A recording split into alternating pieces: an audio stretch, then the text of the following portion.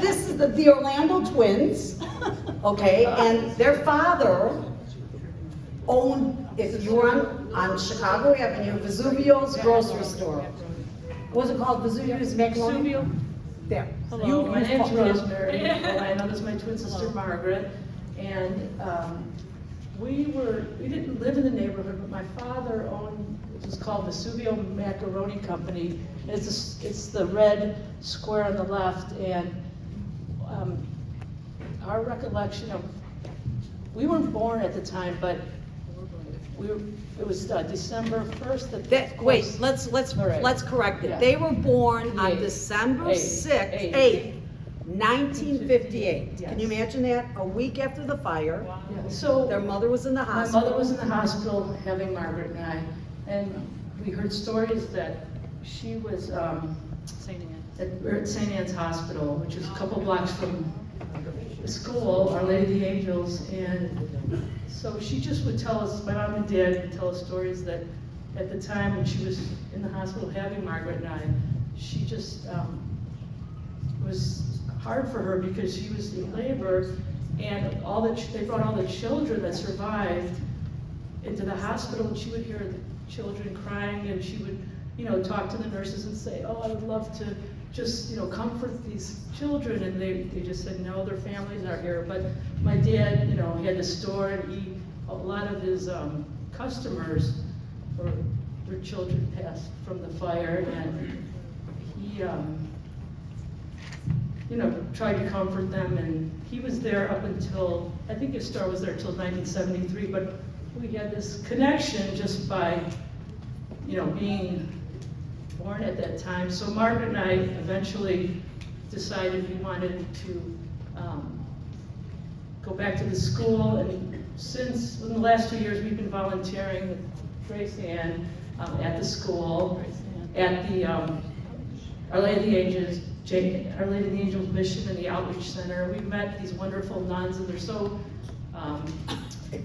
just so dedicated. And Sister Stephanie, which I'm sure some of you know who she is, she's just a dynamo, and they have an outreach center for all the neighbors, and they have a food bank, and we try to go there once a month, but we just feel this connection with the school and the neighborhood, so we try to give back by volunteering.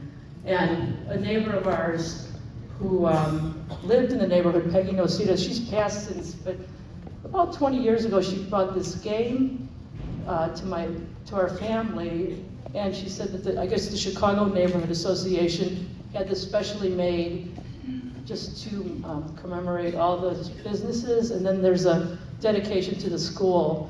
If you could see Our Lady of the Angels in the top middle section. So we just wanted to bring that so everybody could see it. Thank you. Thank you so much, Rosemary. And you know what? We have very fond memories of her store. I am right now walking into her dad's store, and right here is the olive vat full of olives. The pungent smell, beautiful, the black olives, and all the sawdust on the floor. And I remember as a kid thinking, wow, this is so friggin' cool. You could throw sawdust on the floor. It's allowed in this store. So we just love that store. It was like a community center where my dad would go there because he'd see his paisan. He was Sicilian. My father wasn't Sicilian. He was Filigenese. And your dad was, Mr. Orlando was from Sicily, right? He was born there, Yeah. he was 2 years old. Yeah, but they had the Italian connection. Yes, his uncle. It was the Italian place to hang out. His uncle owned it originally, and then he sold it to my dad. Yeah, it was a beautiful store with the salami and the prosciutto and the mortadella. There I am, I'm fixated on the food again. Okay. Mark and I worked there, we all worked there. And they worked there as children. So you got a good work ethic from your father. Yeah. But thank you. That was just really a beautiful store. It's nice memories. They were in the advertisement too. Oh, no, film and TV production. We've been working in 43 years in film and TV production. I did not know that, I'm sorry. Film and TV production. Movies and TV shows. We will talk later. Okay. Learn something new every day. All right, we still have to hear from Mr. Lombardo, or I should say Professore Lombardo di Loyola Università. CPD. Oh, and CPD, there we go, and CPD. Do you want to sit in your chair, or do you want to? Okay, there you go. Here, wait, let me just put it right back in there. Well, good afternoon. My contribution to this presentation, I think, is essentially my own experience during the fire. I was in 5th grade. I was in Miss Tristano's class. I remember like it happened yesterday, but in talking to people, people have different memories. You have to remember, most of us were just children. I was 10 years old when this happened. My recollection is that our teacher, Ms. Tristano, was sitting in the front of the class at her desk. She jumps up like an explosion, runs out the door, comes back in, gives one of these, and then we all run out the door and down the stairs behind her. Not knowing that everything on that north wing was on fire. South wing, well actually we were in the bottom of the U, right next to Matt Plavanich's room, where he was trapped. We had this little tiny corridor leading to the fire escape between our 2 rooms. To this day, I can't understand how we could have been sitting there like nothing happened, and their room is on fire. You talk about, of course, people have different recollections. You piece all these pieces, the parts of the story together, and I guess maybe we figure out what happened. And we went right out the front like nothing. You couldn't tell that the whole back end of the school was in flames. We'd stand out in front, what the hell's going on? And then they bring us all into church to pray. And of course, within minutes, the firemen come in, get them all out of here, send them home, because they're afraid that sparks would jump across to the roof of the church, and then the church would be on fire. So I left like I was told, freezing cold, no coat, no jacket, went down the block. Those of you may remember Joseph Hall and Mary Hall. These were homes down the street that were the kindergarten and 1st grade. I had to go get my brother, he was in 2nd grade actually, out of Mary Hall and take him home. First thing I did was get my other coat and ran back to the school. On my way home, shuddering with my little brother, my father comes running up the street with many men from the community. And the interesting thing was, he takes one look at me, I got the crack of my life. I go, what the hell was that for? He says, I'm so glad to see you. Go home. So anyway, I'm back and we're standing there and we stood and froze in the cold as long as we could. Then went home and you turned on the television and you find out what really happened, what was going on. Now you heard about, it could have been an arson. So that kid that's the suspect was in my room. He lived down the street from me. All I can tell you is that as portrayed in the film, he was missing from the room for a while. That's all I know about that. He was a firebug. He started my house on fire. Not my house, I lived in a big giant apartment building, a courtyard building. And between each section, the back porches, you shared a back porch, and the garbage cans were there. One day, flames are going like crazy in that section. And fire department came, put it all out, and then we find out it was this young man. So I do know him. He played with us from time to time. In the park was a little playground on the corner. We'd play basketball or whatever, catch, chasing each other around. Again, 10 years old, but we knew he had a difficult time in life. He had a stepfather that allegedly used to beat him. Obviously, he was closer to his mother. And after the fire, he disappeared.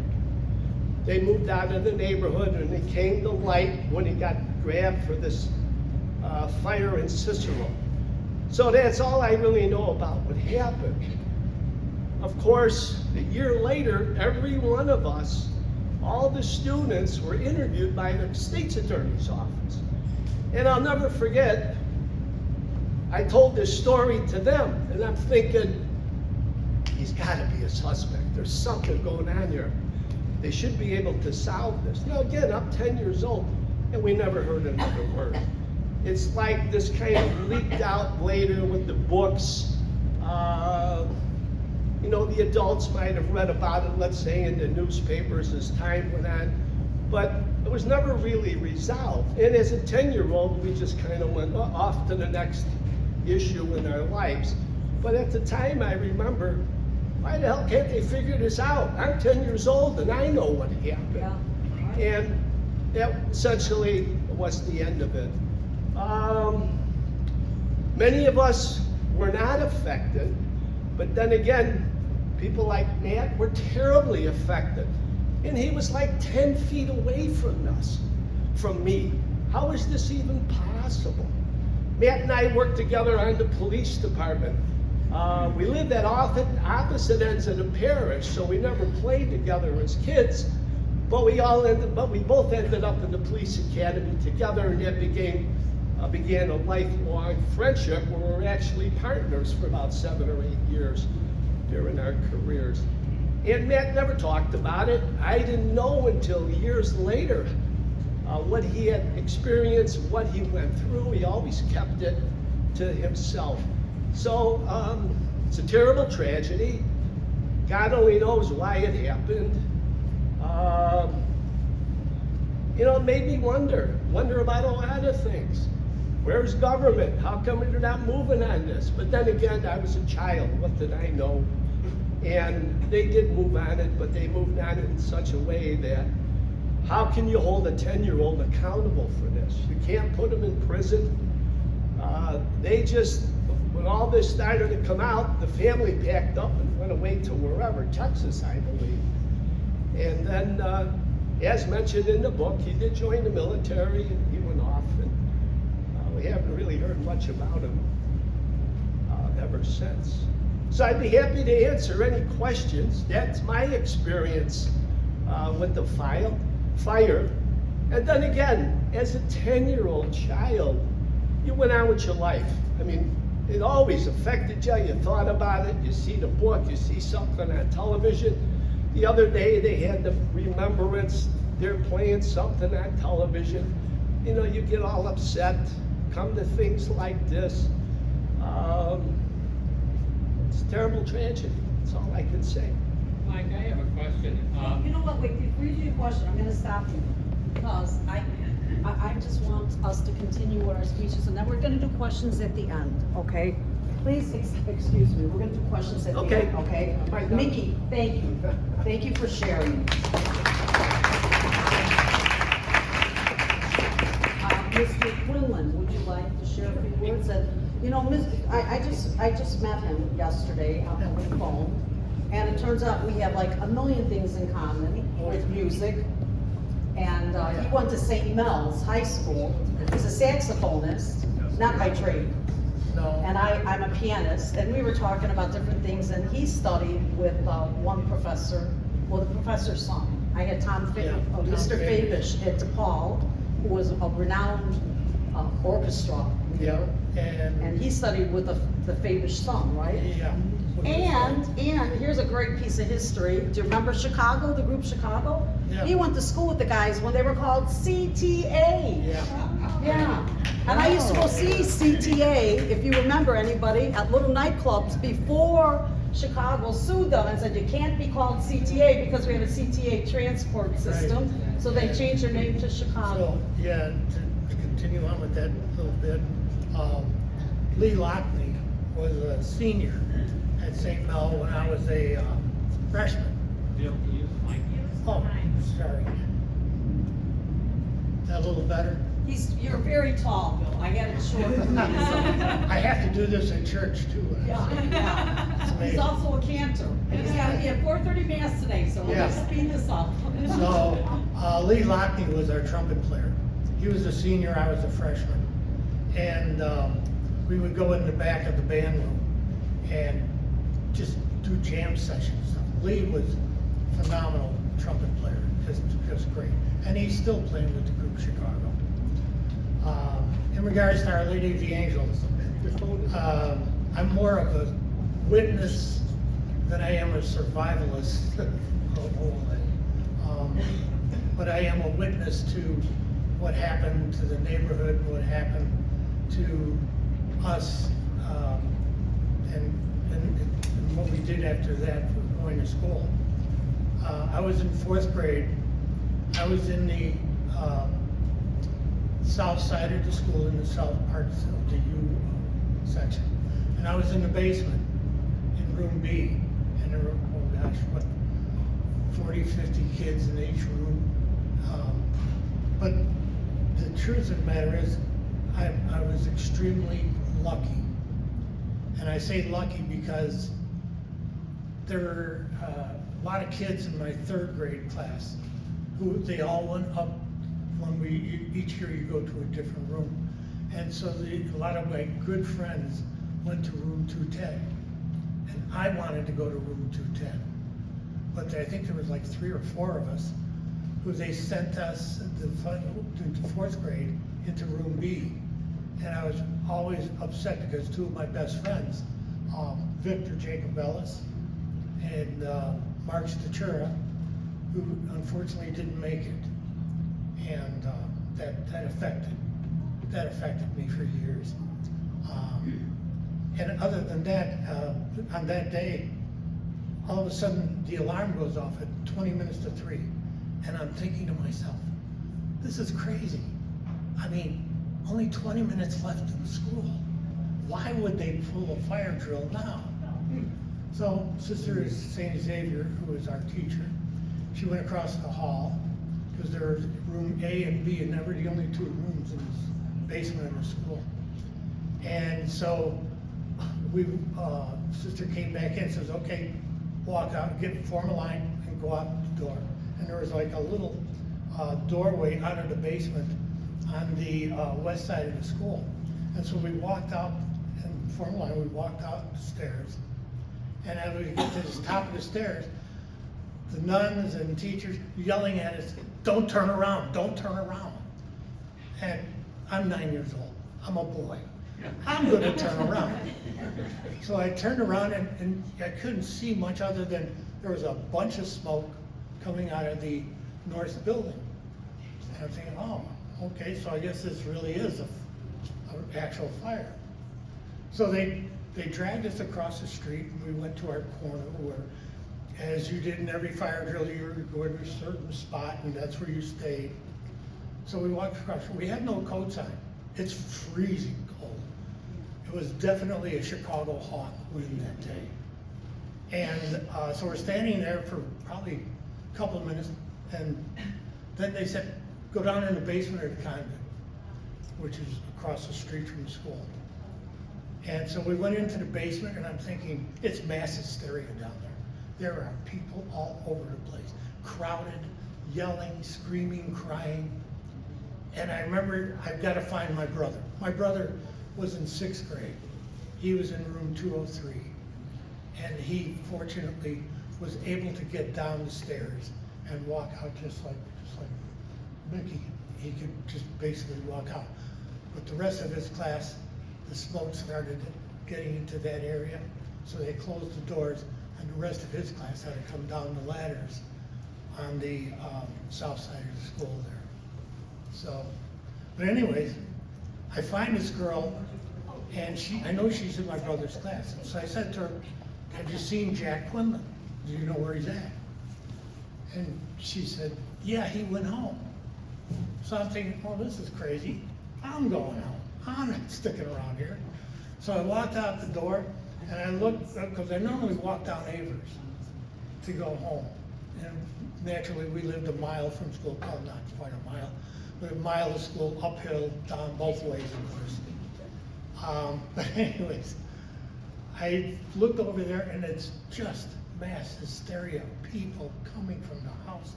You couldn't even walk down the street or the sidewalks.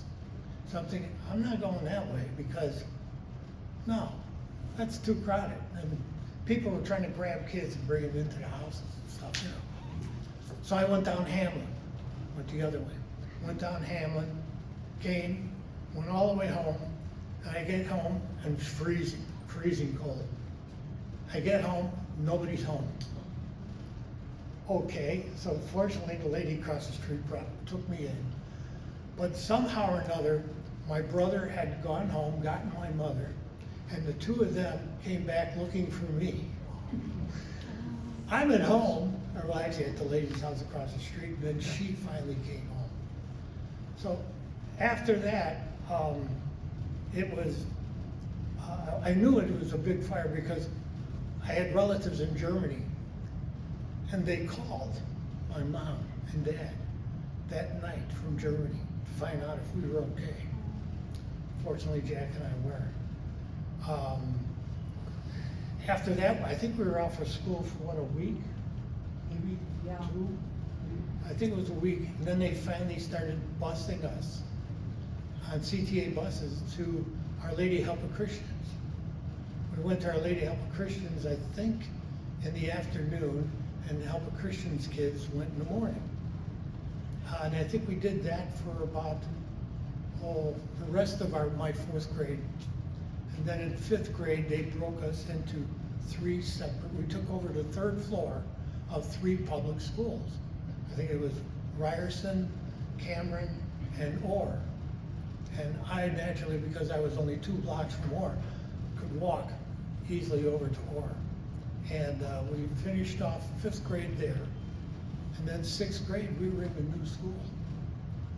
And so as far as the book Sleeping with the Angels answered a bunch of questions that my brother and I had. But our parents, I don't know if they would say sheltered us, but they didn't talk much about it. They didn't go into any details or anything. All we knew is that Joey King down the block didn't make it.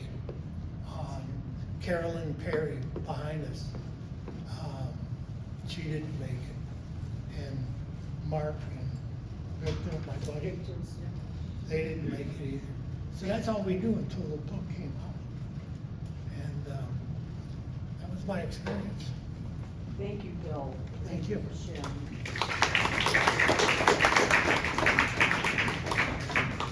You know, I really thank Bill a lot because this was the first time you shared your story, right? Yeah. Publicly, and it's always difficult for us. And, you know, when I talked to him yesterday, he said, oh, Linda, nothing really happened to me. I'm like, no, see, that's the whole minimalization of it. No, lots happened to you. And we all have a different perspective on it. And it's always good to hear a different perspective. It brings a bigger picture. It's like another piece of the puzzle for all of us. And Mr. Kunster did us a great godsend by keeping all that material. We're working on trying to get the material back. I'm talking to his family so that possibly we can put it in a posterity's sake at Chicago Historical Museum, okay, and have some sort of memorial there. I'm going to tell you very quickly my story, and many of you know I had a brother who passed away like Grace Ann, and I was in preschool. We never talked about it. That's how we dealt with it, and I'm the queen of denial. Okay, and I really think of my father. If you ever saw A Beautiful Life by Roberto Benigni, where he was in prison camp with his son during World War II, and he sheltered his son from the reality that they were in a Nazi prison camp by saying that they were playing a war game. It's a beautiful movie. If you haven't seen it, please rent it. My father was like that. He made me see the good in life. Okay. But unfortunately, when I was in my 30s and I had a 3-year-old son who was the same age as I was when my brother passed, I started having memories and I couldn't really understand them. And my son was going to a school which looked akin to Our Lady of Angels, same color brick. And I started seeing flames coming out of the school window. I knew it wasn't really happening. The half of my brain was like, you're just having post-traumatic stress. But I didn't understand why until I finally addressed the issue. And the way I did it, I'm a church musician and a Chicago public school retired teacher. So I used my talents in organizing a memorial mass at St. Paul of the Cross on the 34th anniversary.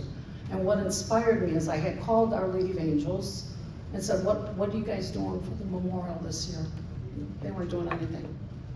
And that's all it takes is a little bit of Italian anger to get me going. So I used to work out at the Bally's Health Club. No, not Bally's, Kennedy Cumberland Health Club. And there was a priest friend of mine, I had known him for 10 years, Carl Morello. And I was jogging with him one day and I said, hey, I got a crazy question. Could we borrow your church? Do you mind doing a memorial for my school, Our Lady of the Angels? My brother passed away in the fire, and I know it's many years later, but I just had this feeling that we should do it somewhere where it's safe for the parents and families to go to. And he said, Linda, that's not crazy. My cousin died in the fire, Annette Lamantia. And in fact, my aunt and uncle gave me my first chalice with her name on it.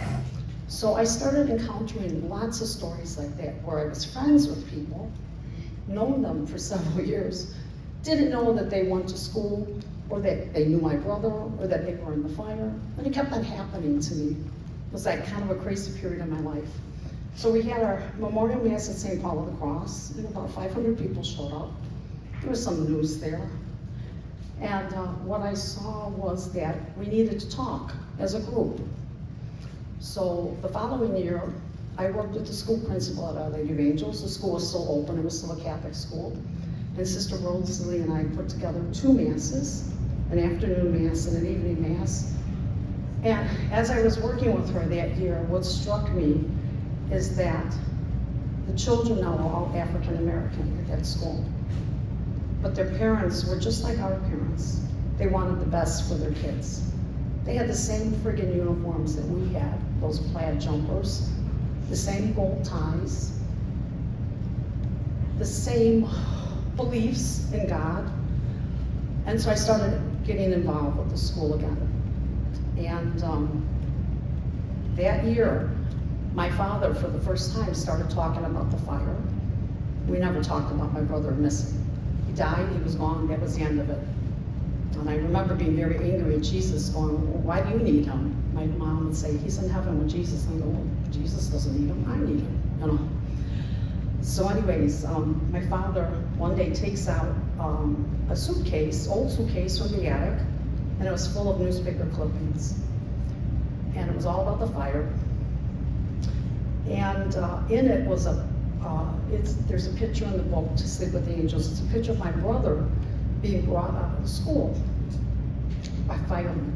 And you can see on their faces the love and anguish on the firefighters. And I didn't know that was my brother because his name wasn't identified. And when my father gave me that, I took that newspaper clipping, I believe it was in the Daily News, and crazy as it sounds, I slept with that under my pillow for about a month and cried. And I just talked to my brother for like a month. So it was like a really good way of healing for me, like connecting with my brother. And I felt like I was with him, even if it was 35 years later. So on the 35th anniversary, I was being interviewed by Lester Holt from Channel 2 News. And I was telling him that story. And he stops and he says, do you know who this cameraman is? No, and he introduces me to Steve Lasker. And it turns out that Steve Lasker was a photographer that day. He was a cub reporter, and he had taken the picture of my brother. So, and you might know him because he won a Pulitzer, I believe, for John Jakowski's picture. It's firefighter, I forget, Dick Scheit carrying the young boy. And if you see the look on his face is so tragic and so full of anguish, he captured it. Anyway, Steve and I go to his car, and he said, I didn't want to take this out. I felt really embarrassed, but he had 3 photos with him of the fire, and one was of my brother. And he starts crying to me, saying, I'm so sorry, I'm so sorry. And I said, Steve, no, you don't understand. You gave us a gift. This was a gift that helped me heal. So that night, I'm watching the news, and they have me talking about, oh, it's 35 years later, and we're still remembering blah, blah, blah, blah, blah. And then they have Steve. And Steve is talking about how this was one of his first jobs, and how he still has nightmares, and he can hear the kids scream, and the pain of it all, and he's in tears. And that day, it really hit me when I heard that. I got out of my own little head of, well, this is what we lived with, and saw that it didn't just affect us here, but it affected everyone, firefighters, nurses, doctors. So that year I started working with a therapist friend of mine, Terry Schmidt. She was trying to come, but she couldn't make it today. And she and I put together a workshop for survivors in November of that year. We met with Cardinal Bernardine, and we told him our plans, and he gave us some seed money, if I can remember, a couple of $1,000s. I went to court because there was a trust fund that was still open, and we were able to get a little bit of money from that for the survivors. And with that money, I hired 20 therapists, and Mother Guerin High School, where I graduated from, which breaks my heart, is now townhouses. It's been torn down in River Grove. They let us host the Day of Remembrance for free. And about 250, not only survivors of the fire, but we had firefighters and police officers that had been there that day. And one lady in particular, her name was Henrietta Rocks. She had been a nun, head nurse at St. Elizabeth's. She was with the Handmaids of the Poor. And all these people were affected by it. And God worked through us just by being together and sharing stories that you can heal. It took many years later, but we put pieces of our stories and our lives together. And I was very honored to be part of a witness, to many of these stories. And Henrietta was deeply affected by, some of you might remember Michelle McBride. She was an 8th grader and she was burned extensively. And she actually wrote a book herself of her pain. And she was still alive at the time.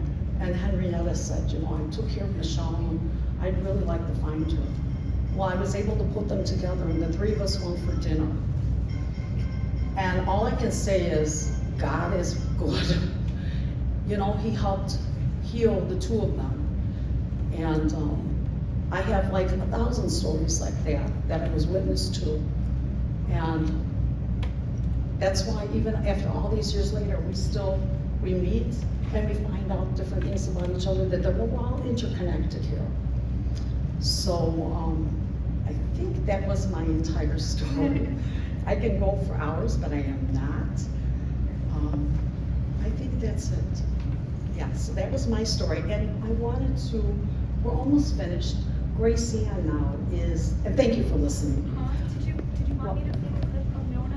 Or? Oh my gosh, I forgot the most important thing, my mother. She's on the pew, my own mother. You will understand now why I have such a big mouth. She was on, unfortunately, my brother was tag-toed #1, and they, you know, so the first 3 children who died, the parents had to go up at the inquest and testify. And she didn't know this, unbeknownst to her that day. So she had been in Chicago since the age of 3, so she was Americanized by then. My father came when he was like in 27. So he's very quiet. I don't know if he's, but my mother's brought up to talk about the fire, and so this is her from I think it was 1959. The Cook County Coroner's Office lived in a official investigation into the cause of the fire 9 days later. Could I say? I mean, it happened, but it happened again. If we don't have other children, we're going to send other children to school. You don't want to be afraid again. Everybody has their empty feelings within themselves. And we just don't want to say it happen again. Well, maybe out of this may come a lot of good. That's the one thing, and I hope that my son didn't lose his life for nothing. Speculation arose that students had been smoking in a stairwell. They brought the police in, and we were questioned by the police.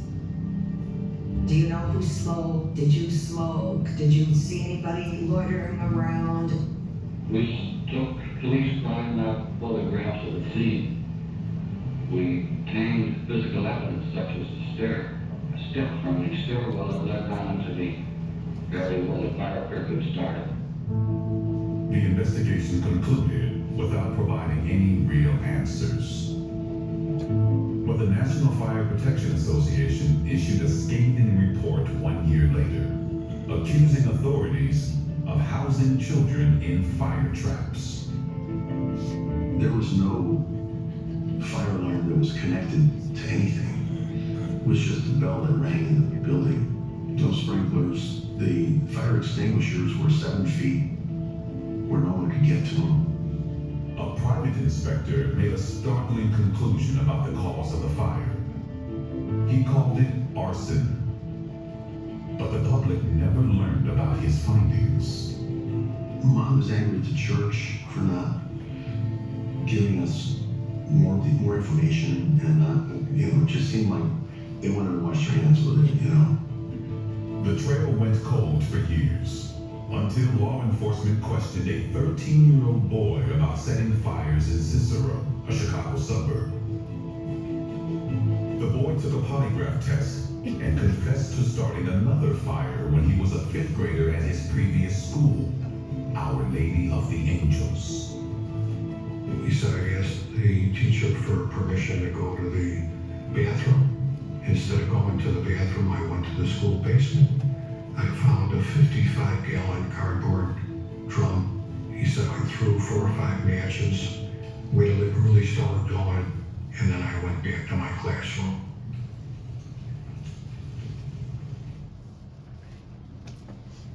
And we can talk like days on that topic. Days, seriously. What I had heard, he is passed on now. His name was Philip Decker, became Philip Prusting. I find it very fascinating that I lived at 600 block North Springfield and he lived on the 500 block.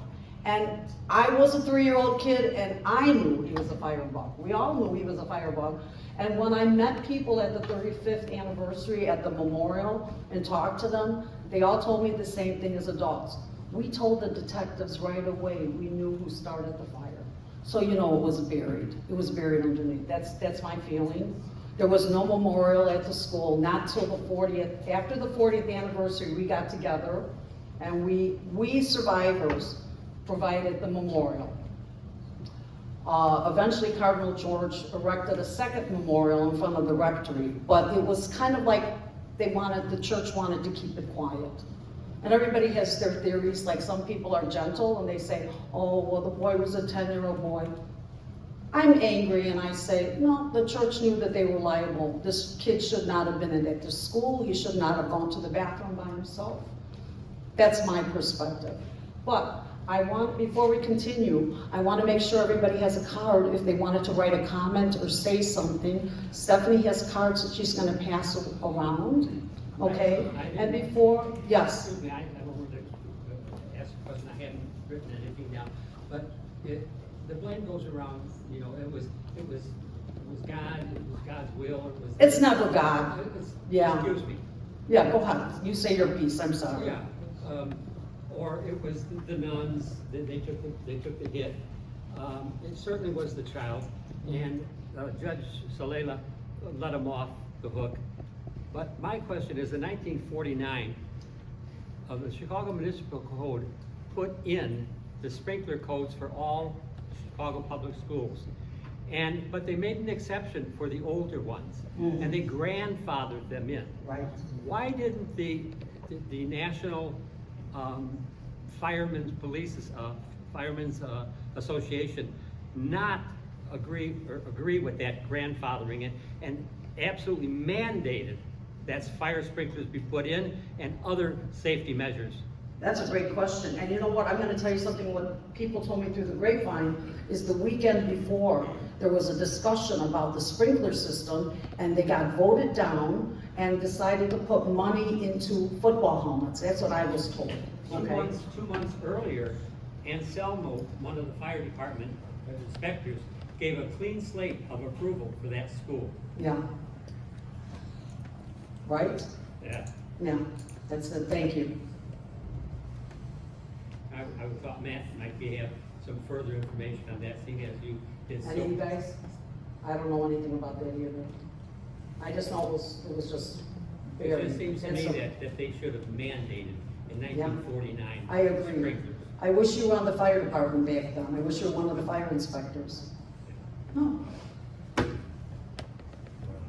know all the sophisticated equipment, sprinklers and all that. The only thing we needed was a set of fire doors at the top of that northeast stairwell. That fire would have been contained in the stairwell and put itself out. Right. But we didn't have it, and it raced through that hallway. And You know what, and That's I all always the say, casualties. you know what for me personally, it's like we always need a friggin' tragedy before we wake up as humans and say, oh, this could happen. Yeah, unfortunately. Grace Ann has some nice stuff to share now. So we're gonna get off negative Nellie Linda here.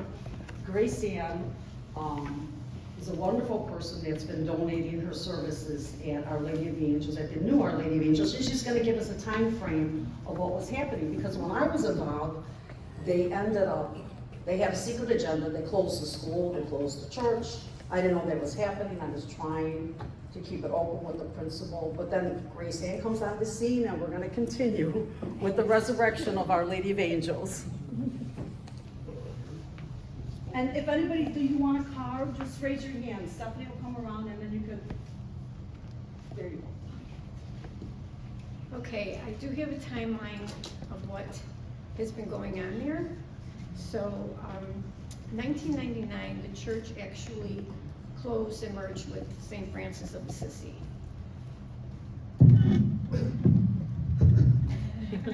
Here we go. There we go, Gracie. You're not very gentle, not like that. Okay. In 1990, in 1990 the church closed. In 1999 the school actually closed as we knew it. And then it was turned into a charter school from 2001 to 2016. In 2017, we got the school back and started renovating it. And in 2022, the renovation was completed, and now we have the mission of Our Lady of the Angels.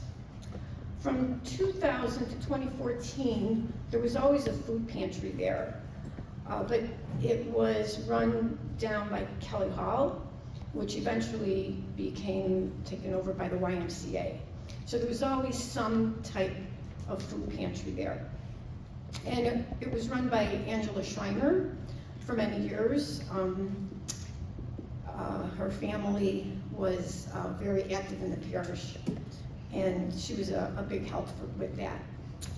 In 2005, Cardinal George asked, at that time, Father Bob Lombardo, to start a mission in this area of the city. He wanted it to be a mission to serve the poor, to evangelize, and to maintain a Catholic presence in the neighborhood.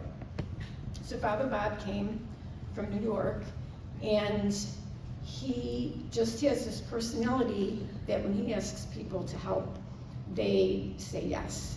So we have been so fortunate that with no money from the Archdiocese, Father Bob has been able to renovate the school, renovate the church, and bring the neighborhood back to life. In 2009, at that time it was Father Bob, he started a discernment community at the convent for young people.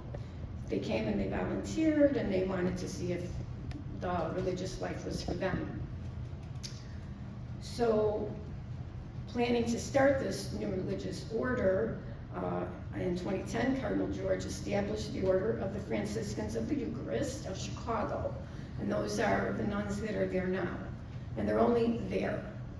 They're right in the city. They don't have any other places to go to. They just serve that community. In 2010, 2 women entered as novices, and in 2011, a 3rd woman entered. And at that time, the food pantry came back to church, to the school. And it was run by these 3 women. And then the community grew, and currently there are 17 Franciscans there. In 2020, Father Bob became Bishop Bob, and so obviously he's the head of the Franciscans. We have 8 active nuns. We have 1 brother. We have 3 young postulants and 4 novices. And these girls are like fresh out of college. It's so sweet that they feel this calling, and the community is young, and they're just so ambitious. And even our older nuns, I can't even say older because they all could be my children. The oldest one could still be my daughter. And their job there is to give to the community, and they are so welcoming and accepting of anything that anyone gives them. And it's just a great place to be. Like, you walk in there and everyone's just happy. At our food pantry on Tuesdays, lately we've been having between about an average of 450 families a week that we serve. But that is people that come in, they are fortunate, they have shopping carts, and they fill them up with meat, produce, obviously canned goods. It's fresh food. It's not just canned and macaroni and cheese. They get whole carts that are filled. When they come by me, I have no place to put their grapes without them smashing because the carts are filled. So these are all donations from food stores, or we do get stuff from the Greater Chicago Food Depository. And it should, people from churches all of a sudden will get like 200 sandwiches in brown bags. So everybody is just so giving, and it's only because Bishop Bob and the nuns there are just so wonderful. You wouldn't give if these people were not nice. So in addition to the people that actually come to the food pantry, we do deliver to senior citizens and people that can't get out another 200 families during the week. So it's basically 600 families minimum get served from the mission. And they are so involved. In the summertime, they will have block parties for the kids. Obviously, school started, we had 800 backpacks filled with school supplies. Thanksgiving now gave away 2,000 turkey dinners, the whole thing. They're so organized there. They know, if you go on their website, you can get anything answered. And that's why I started volunteering there, because it was so simple. I tried to volunteer other places. You make a phone call, they don't call you back. I went here, I looked on the website, it tells you where to park. Because you go someplace you've never been to before, and you're like, oh, I don't know what to do. It's so organized. And right now, we do have, the school, it's not a school anymore. The new school looks like from the outside, but the top floor has been converted. Each classroom has been converted, so there are 5 beds in each classroom. And each bed, each little room has their own little closet. They have a fan, they have a desk. They did this so that we can have retreats there. We can have college students come, which they do come, they volunteer. They come for 6 weeks. They can stay there, very accommodating. And so that's the top floor. The middle floor is the conference room, so if we do have some people there for retreats, they have places to go for their meetings. And then the bottom floor is the food pantry, which on Mondays we go. We get the donations, we get the food ready to give to the people. Tuesday, the people come. And on Wednesdays, we have Bible study for the senior citizens of the neighborhood. They come, they sit in their chair, they do little exercises. They have the Bible study, we give them lunch. We have seminarians, which is very sweet every year. We get the new seminarians, and they come every Wednesday, and they help the nuns. Usually they're doing heavy lifting, like putting the lights up for Christmas.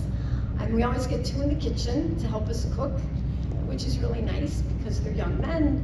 They've come, they're also, some of them have had a little outside. The guy we have now, he was on a cruise ship, and he was like Prince Charming at Disney, but now he discerned that this is for him. So we get to see them. They're with us every Wednesday for a year, and then the next year we get another class. And as years go on, now it's like, oh, I remember when you were with me, and now you're going to be a deacon. So it's really sweet because they get to be with us, they get to see the community, they get to work, see the senior citizens, and the senior citizens love to be with them. So the mission is a whole, it's just amazing the outreach that it has in every aspect. And volunteers come from everywhere. And I'm so happy that some of them are here today. And it's just, anytime the sister puts out her little email at the beginning of the week, and I need 60 slots filled for Saturday for something, and people just go on it and fill it up. Some people come every week, some people come once a month, and some people come for the special occasions, and it's because maybe their church years ago, their Boy Scout troop came, and so they still keep coming.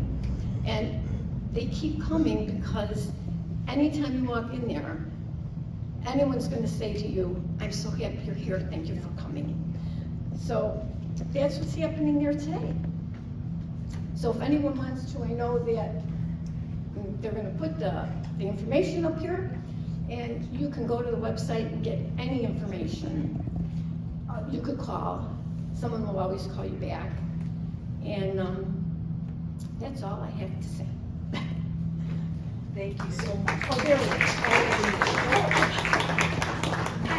I love how I have my edit right here, Mom. I never put the other email address. I could see, need to insert email. Okay, well, we have, that's for us. But I have the Mission of Our Lady of Angels, and I'll bring the slide back up, but this is the phone number and also the email. But as Grace Ann said, everything is just right on the website. And you know what, I'm just gonna add, everything she's saying is that and tenfold more. I'm very bitter about the Catholic Church. I worked intimately with the Catholic Church. That's a healing place for me. It gives me hope. Bishop Lombardo, and I keep on calling him Cardinal Lombardo because he's going to become a cardinal. He will have to become. But yes, no, he's a good man. And if you need faith, in Catholicism restored, that's the place to be. It's a resurrection church, it truly is. They understand the history of what they're dealing with, and we're in the current. And it's kind of nice that we're like a bridge back and forth with them. As my friend Grace Ann said, I said, oh, he's gonna be a cardinal. And she said, no, Linda, he's a saint. And I went, you're right, he is. And for me to call somebody a saint, that means that's a lot. For me, who's worked with priests all my life, this man's a saint. Yeah, and it's a wonderful parish. It's wonderful what they're doing there. So, I have some questions, but before we start with that, I don't want to forget Tony. I'm so sorry. Oh my gosh, I'm so sorry. That was me. I'm sorry. Going back. We're going back to Okay. Wonderful author, and he's going to tell you about his book. And he has some books to sell, and he told me that he'd like to donate the money. Are you donating it to the mission? Yeah, I'm gonna give it right to Grace Ann. Okay, so it's a good cause if you buy his book. I'm overwhelmed by all the stories and the courage it takes to tell these stories. So let's give another hand to all these people who have if you do the math, it's 70 years, but it still seems raw. And did you get an answer about the 92 students? Yes, that one boy, he was on our list. He was on the list, Yes, okay. yeah. Because one Not- boy not the died. original photo, because that was from the day after. Okay. In the newspaper, but, Because the record shows 92 students, and one of the students died a year later from complications from the fire. I was just wondering if he was included in that, so I'm glad he was included, I guess. I worked at Friend High School for many years, and we would have these fire drills, and the kids would be bored and annoyed, and I was always thinking, I'm glad you're bored and annoyed, and it's routine, because they don't know the history of it. I wasn't about to lecture them on history, but I was always grateful that they were bored. For me, it was always two tragedies. One was the fire, and one was that we didn't talk about it. And so that's why I wrote this book, to give voice to some of the emotional turmoil.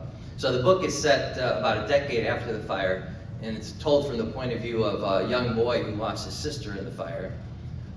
So it's not from the point of view of a detective, because I would not have taken on that. I don't want to be corrected here. So I'd like to read. That's okay. That's all right. So I want to read just a little bit of the afterword to give you an idea what the book is about. When you work on a novel that centers on a particular historical event, you want to get the facts right. When the event is horrific, as in the case of the fire at Our Lady of the Angels School in Chicago on December 1st, 1958, you feel the pressure acutely and agonize over every detail. You want to honor those lives of the 92 children and 3 nuns lost far too soon. I did need to take some liberties with the facts, of course. While the neighborhood of 1958 included many Italian-American families, the Lazzari family is entirely my creation. More critical than the historical accuracy for me was the emotional precision. Just mention the fire to anyone of a certain age in Chicago and watch that person's eyes well up instantly, even now, decades after the fire. I'm too young to have any direct response, but I grew up in Chicago, and it feels as if I can remember the fire. I've heard the stories over and over, and my emotions have become visceral. I realized after writing this book that I was paying tribute to those witnesses and their stories. My main storyteller was my mother-in-law, Marilyn, who attended the school but graduated years before. Her younger brother, though, was a student at the time of the fire, but he'd been excused from class minutes earlier to help unload a truck.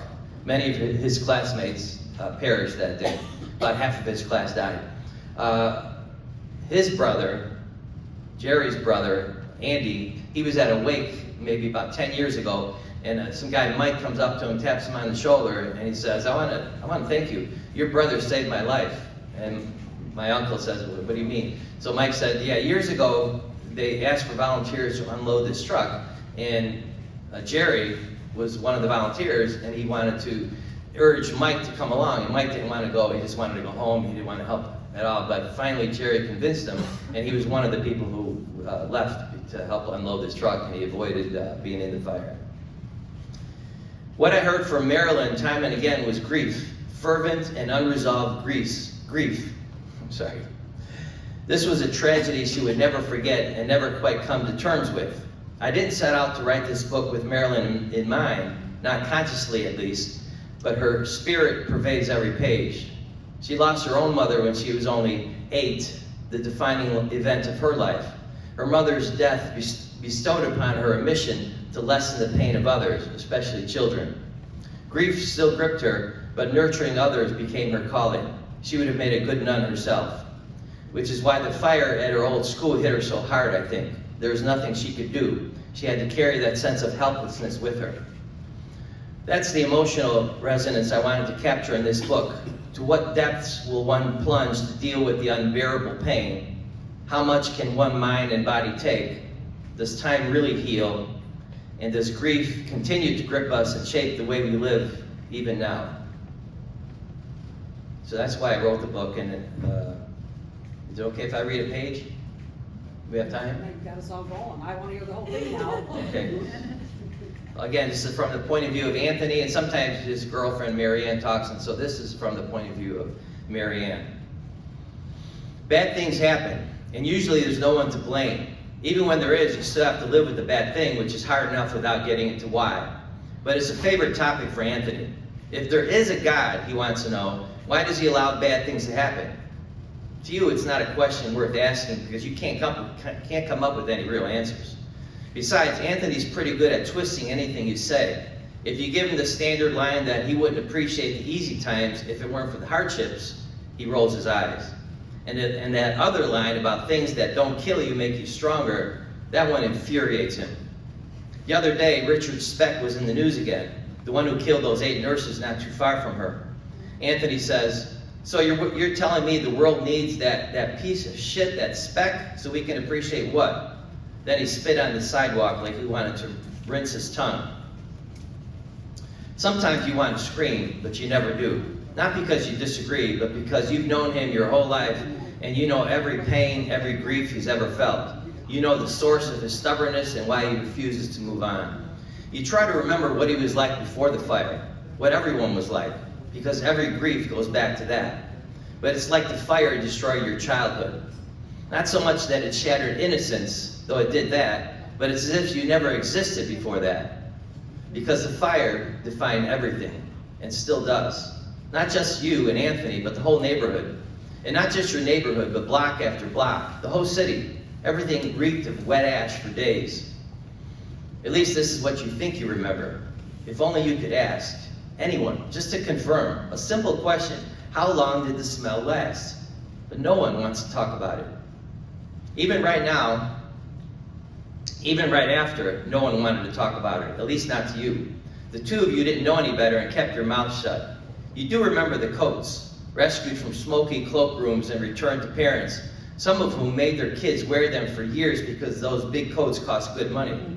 But no amount of washing could remove the stench, and you want to scream, can't you smell that? After a sister's funeral 9 years ago, you still can't believe she's gone. You and Anthony would sneak newspapers under your own winter coats just so you could find out what happened. Who died? Who moved away?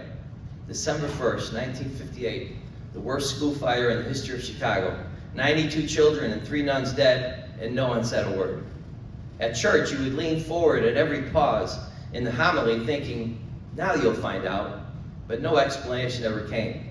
Only pleas to pray for the dearly departed. After a while, because it was too painful, the crowds thinned out of Our Lady of the Angels. Some started attending Holy Trinity instead, but many stopped going to church altogether. People moved away. When they thought we were out of earshot, you overheard neighbors talking about the cause of the fire, how it started in the basement near the boiler room. Some blamed the janitor, Mr. R., but who could have kept the room neater, which meant safer, you suppose. But those who knew him always defended him. Because no charges were ever brought, he was quickly forgotten, and then he moved away too. Apparently, the police had a theory, a fairly specific theory, one that involved Anthony. So the story becomes a mystery of how they're going to investigate her friend Anthony, and Anthony does his own investigation because he doesn't want to be blamed. So again, I brought some books here. I brought 15 books. I've sold 2. I usually am really shy about selling my own books because this guy's making a profit, but I'm going to give all the money back to Grace Ann. So let's sell those 13 books. Thank you. Thank you so much, Tony. See the beauty in this? Beauty in this. We have a new friend. I hope I'm a friend. And he was friends with my cousin across the street. We're gonna hook you up together eventually. Small, small world. All right, we thank everyone for joining us today. I know it's been a long morning, and you've heard a lot of deep stories, profound stories. I hope you take something away, something good from this. It helps us. It's very cathartic, is it not, when we get together and talk? Every time we talk, yeah. Before we leave, and I want to thank Grace Ann once more, And just encourage anybody who's interested in volunteering or even just checking it out. Check it out. We just did our 67th anniversary mass on Sunday with Bishop Lombardo. Beautiful. When I got re-involved with the school and the church in the 90s, literally stained glass windows had holes in them, snow was flying through. Bishop Lombardo came, no money from the Archdiocese, no help, just his word of mouth and his charisma and his personality and his love of God. You can see that everybody wants to help him.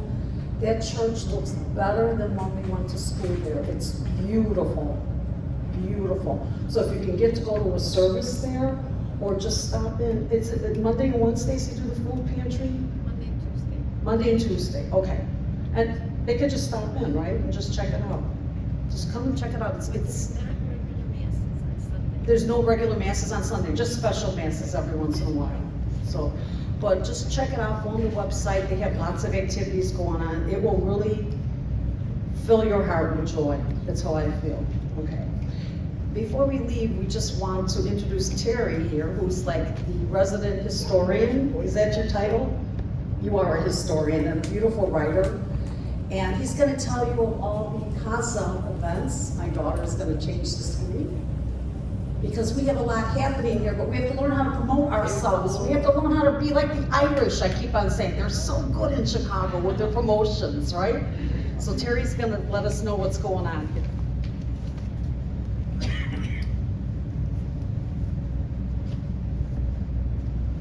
Actually, I'm not gonna let us know what's going on.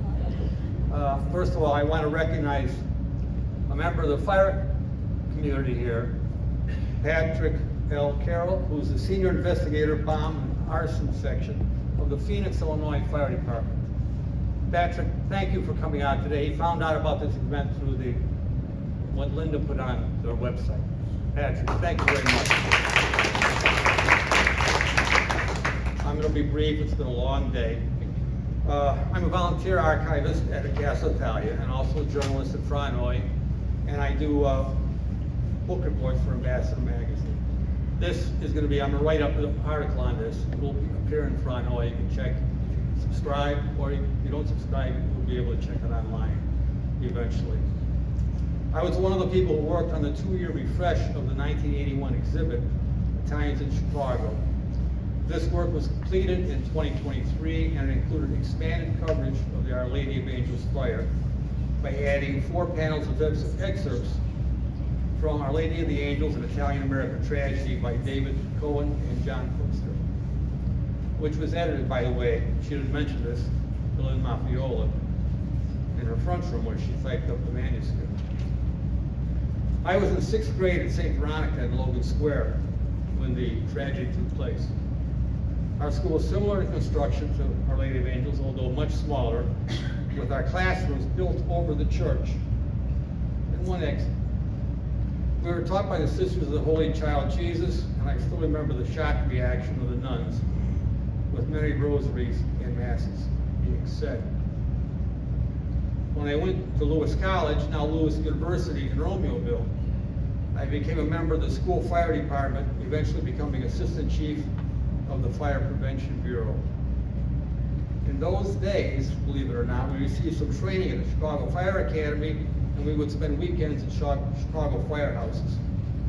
I was at one of the houses at 324 South Des Plaines near Cabrini Green in the mid-1960s, gaining on-the-job experience with those men, something I will never forget. And I just realized today, when I heard the presentation, that I was at Squad 6. So this is about 8 years after the fire, and many of those men who I watched and learned from on Squad 6 were among the first responders at the Our Lady of Angels fire.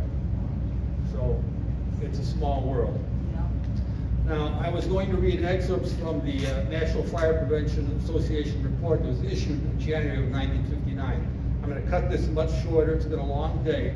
And I'm just going to talk to you, mention some relevant things that maybe will answer some of the questions.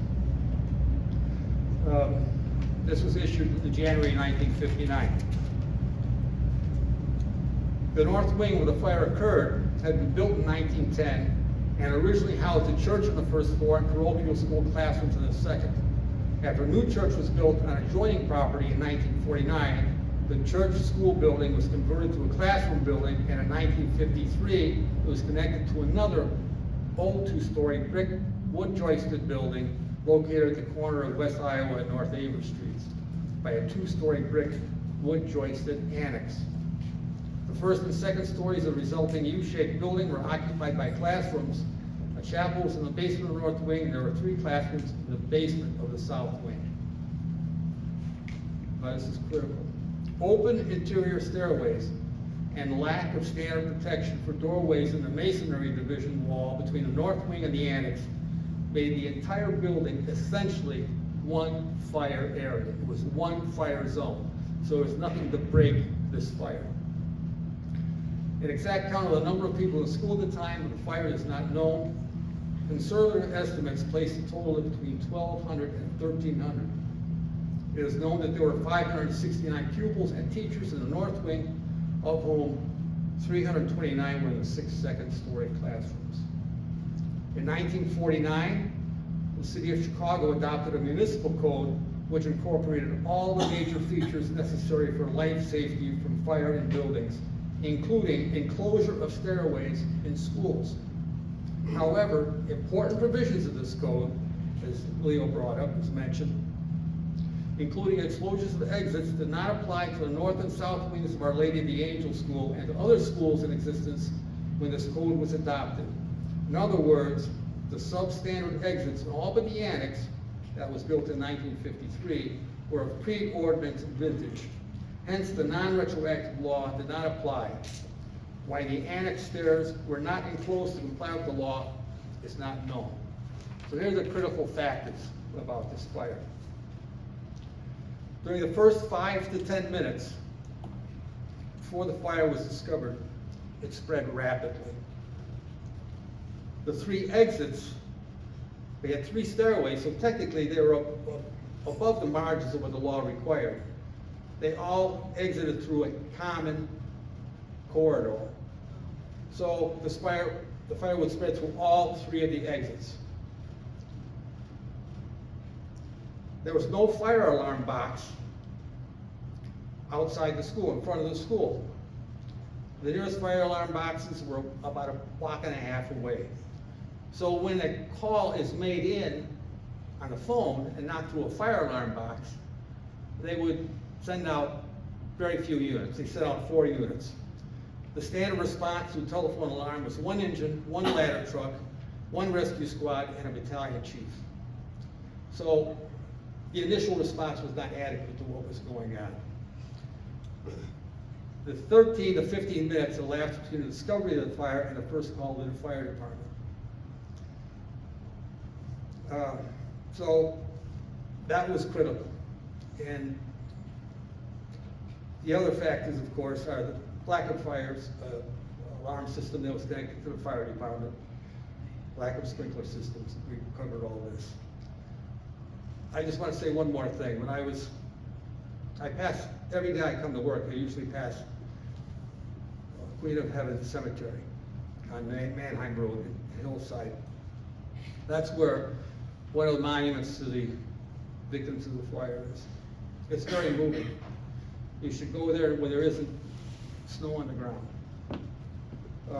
There's a central monument, there's prayers, and with locations of where the children are buried in other locations.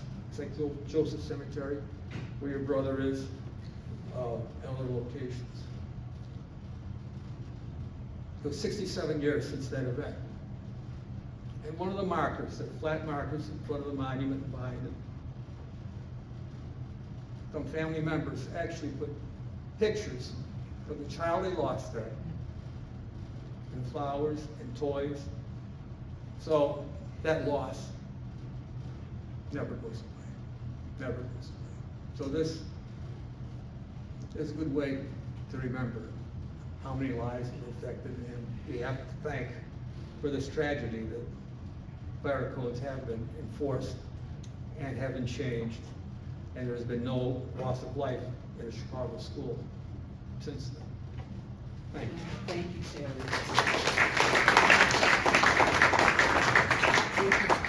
Thank you for your numbers.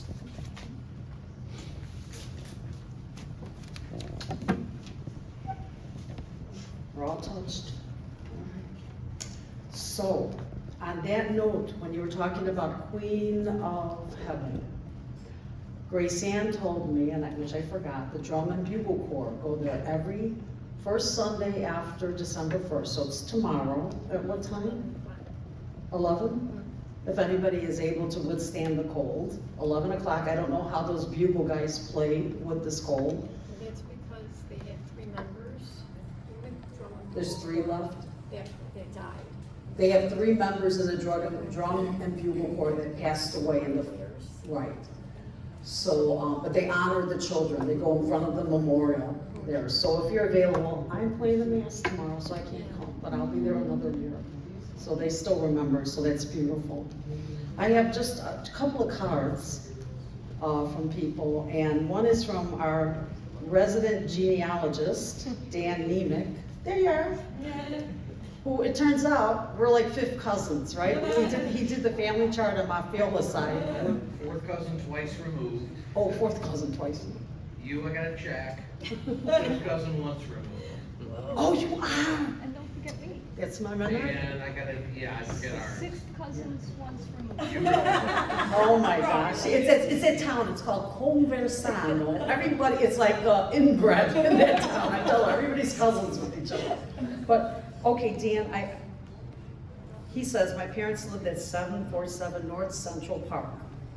They were married in 57 at Olway. A month after the fire, they moved away because your dad couldn't stand anything negative. Good for him. Yeah, it was too much. He passed away in March of this year. Still, he was like the others that don't talk about it, don't talk about it. Yeah. And so he didn't deal with it. You know, I came to it, I was born well after it. We didn't have any family in there that I knew about until genealogy found some people later. But it affected him in a way just by being, I mean, I looked up the addresses. There were 2 victims on his block who were victims there. And so he didn't want to discuss. I had a cousin in Florida, I called her up. She was a 5-year-old going to CCD. She wasn't in the school, but she was walking with her friend to CCD, and they said, go home, there's no class today. And she remembers that, but at 5 years old, her parents didn't tell her why CCD was canceled. That would have been a lot to throw on a 5-year-old who wasn't there. Yeah. So, you know, the effect, an indirect effect, the direct effects we heard from the people that are here, the indirect effects, like I say, my father, he didn't deal with negativity about anything. He flipped the news off if something bad was going on there in general, okay? And I have a feeling that that was a reaction to this. That's... Because what are you gonna do? You can't change anything. No. Good for you, Father. Well, I'm glad I'm cousins with you. 4th, what is it again? We're 4th removed. 4th cousin twice removed. Twice removed. What does it mean? Nothing. And he's a musician too, he's a singer, so it runs in our family somewhere there on the Maffiola Someday I'll side. get paid for it. Dan Gibbons is here. Where are you, Dan? Are you still here? And you're a local historian, and he's presented, you might have heard him at libraries right around Chicago. You're all over. I always see your name all over. My question is this. In fact, the one gentleman mentioned it was even newer, the annex of 1953. But that had slowed the fire going from the north wing to the south wing, and that's why they were separated. Meaning that how come Matt, who advantages, classroom got it and mine didn't? Wouldn't have been the newness of it. They're being naughty boys right now. I gotta send them to detention. They're talking through your questions. No, that's all right. I'm used to Matt, right, Matt? Could you ask again? I can't answer this. No, I'm just messing with you guys. He said, it's something, a question, he has an actual real question here. The annex built in 51. And actually it's 53, he just said that. Oh, 53? So it was newer. Okay. And so my question is this, could that have been why both of you had the separation, say Matt in his room, where there was terror in that room, versus Mr. Stano's room, to where, hey, wait a minute, it's not coming over this direction fast. Could it have been because that was a pretty new wing to where, or the annex wasn't old woods going up? We don't know. They didn't, we don't know why. They didn't apply the law to the annex until the building. Okay. So it did not prevent. Terry, we can't, Spread of the Terry, fire. what's your answer? Do you have an answer? Yes. You wanna come by the microphone, cause I can't hear you. Gary, thank you. Cause he's the historian with the, with all the knowledge there.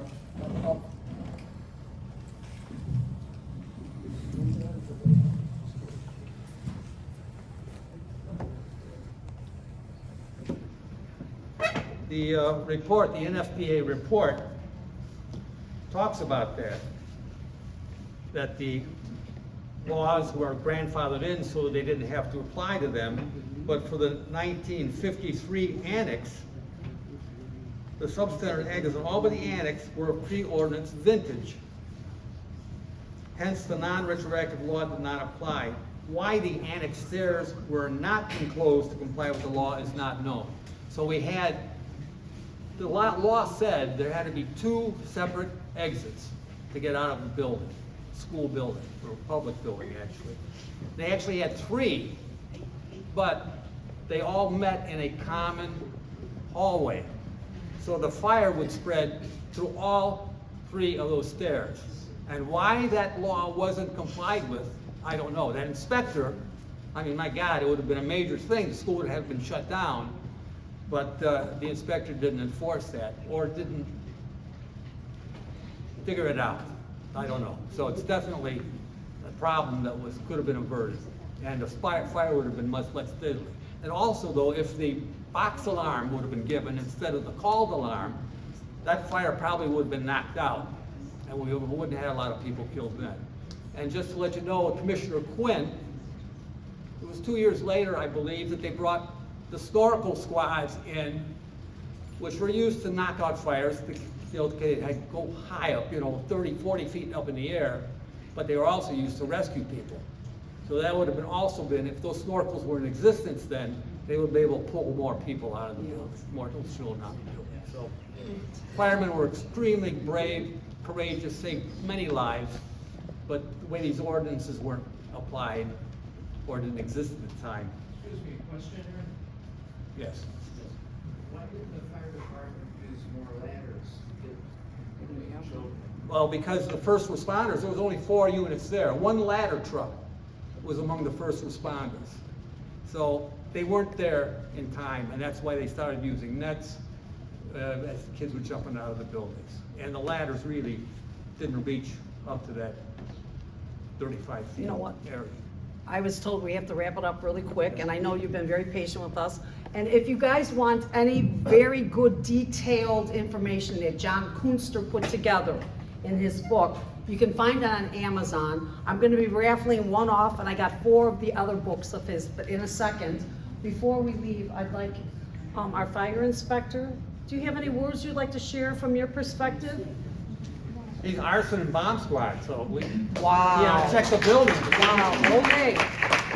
Okay, let me do the raffle really quickly. So if you want to sleep with the angels, we have 1 of those, and we have 4 of John Kunster's Remembrances of the Angels. And let me just call your name out real quick and come on up and get the book before Dominic comes and yells at me, okay?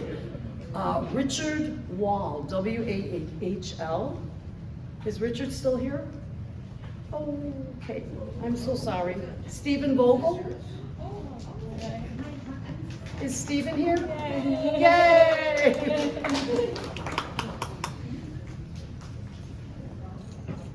Okay, that wonderful Polish name, Krista Rawluski. She left to go pick one of the books out. Oh, Chris, I know Krista. Oh, You wanna take a book? Okay, take a book for Krista. There's Krista. Okay. Okay, Rosemary McNeila. That's you? Hey! All right, and we have one left, right? Or two? There's two left. Two. Jeannie Elkins? No?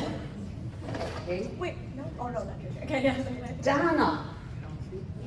Yes, Blackburn. Oh, I don't know, like, oh. That's my old neighbor.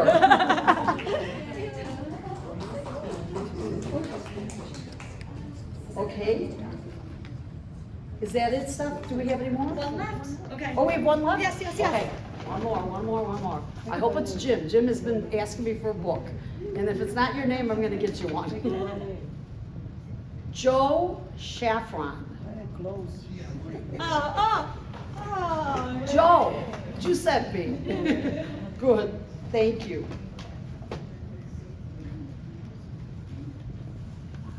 Oh, Felicity had, oh yeah, we could go on and on. Felicity, your card, I put it down. She is, you know what? She's going to, Felicia, here. I'm so sorry. I want you to speak because I'm gonna mess it up, Felicia. She is a writer and she wrote for the Franoi about Jonathan Cain and she's gonna tell you about it. Hi, I'm Felicia Riley. I'm half Italian, even though Riley. But anyway, about 7 years ago, I wrote an article about Jonathan Cain and the Our Lady of the Angels Fire for the Franoi magazine. So if anyone wants to come up and give me their email address or their street address, I'll get the article to you. Okay, thank you. Jonathan Cain. Jonathan Cain is in Journey. He co-wrote Don't Stop Believin'. You've all probably heard the song. You can sing it. Yeah, no, I'm not, no, you know what I want to say about Jonathan Cain? What did I do wrong? We studied under the same music teacher and he became Journey. But I got, for the 50th anniversary, Jonathan came out of the woodwork. We all knew he was a second grader at the time. That's his stage name, Jonathan Cain. And he asked me, Linda Maffiola, nobody, oh, Linda, can I play alongside you? Hello? Yes. And he came with this beautiful, sparkly Hollywood suit. And I just say, oh, Jonathan, I'm in the key of D. Okay. Didn't have to tell him the songs or anything, of course, and he just played along. It was like, yes, he did a CD. And I said, I don't have a lot of perks in life, Jonathan, so you're gonna give me one. I said, my favorite song is Faithfully. So he did it as, that was our prelude song before Mass, Faithfully. So that's my one perk. So I could put on my resume, I played with Journey. No, but please check out her article about him. Okay, and I'm thanking everybody for coming today and sharing with us today. Yeah, this is great, wasn't it? Great, thank you so much. And thank you, Robert, Professor Robert, Professor Quinlan, Professor Matt, Professor Tony. We're all professors here. Professor San. Thank you everyone for coming. And Dr. Candelora.